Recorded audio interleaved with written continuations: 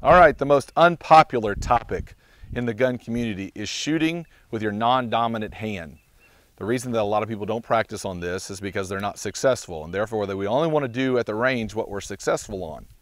But that's not always what's going to happen in a real gunfight. You may find yourself with an injury or carrying somebody or shielding somebody with your dominant hand, fighting somebody with your dominant hand, and then having to transition to your non-dominant hand and getting accurate shots. So let me demonstrate how we want to hold the gun in your non-dominant hand so that we get first shot success.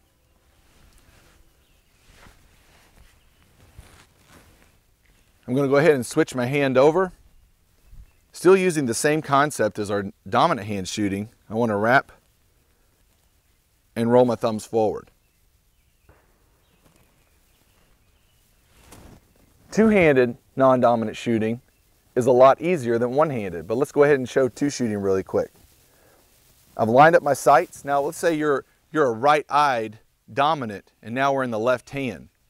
Using their both eyes open technique, I just want to move the gun over to my left a little bit. Do I pick it up with my left eye? Maybe not. If I move it over to my right, oh, I definitely pick it up now. I'm only moving it about 2 inches. Over to my right, I pick it up with my dominant eye, but I'm still shooting with my non-dominant hand. Okay? You can even squint a little bit when you're practicing, just to make sure you're lined up. But in a time-of-life situation, there won't be any squinting going on. But I can squint since I'm practicing. I make sure that I'm lined up. Now I can trust both eyes what I'm seeing. Go ahead and put your finger on the trigger and too easy. All right, so you should be able to practice that on your own. That's not very hard. Now with one-handed non-dominant shooting, it can be a little bit trickier. We want to roll our shooting arm shoulder forward, cant our arm and our sights 45 degrees in. Now here's the trick. If you're using both eyes open, you can use your dominant eye. Roll the gun sights to the right for your left-handed non-dominant shooters, 45 degrees or more so you can pick up the right eye. Now here, when you're training, go ahead and squint like you normally would shoot and find the sight. Now when I find it, I want to open both eyes open so I can see what that difference is going to look like. And then I want to train on what that difference is and trust the training.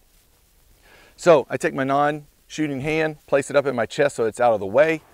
I'm rolling the shoulder forward. I've got a good stable base. I found the sights. I went ahead and squint because we're practicing. Squint. I find it with my dominant eye. Good to go.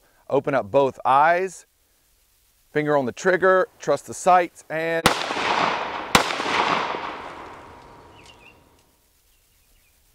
now on these follow-up shots, trust your dominant eye. Trust the cant of the gun and the sights, because no matter where the sights are, as long as they're lined up and you can tell where they're lined up, that's where your bullet's going to go. You have to practice non-dominant shooting.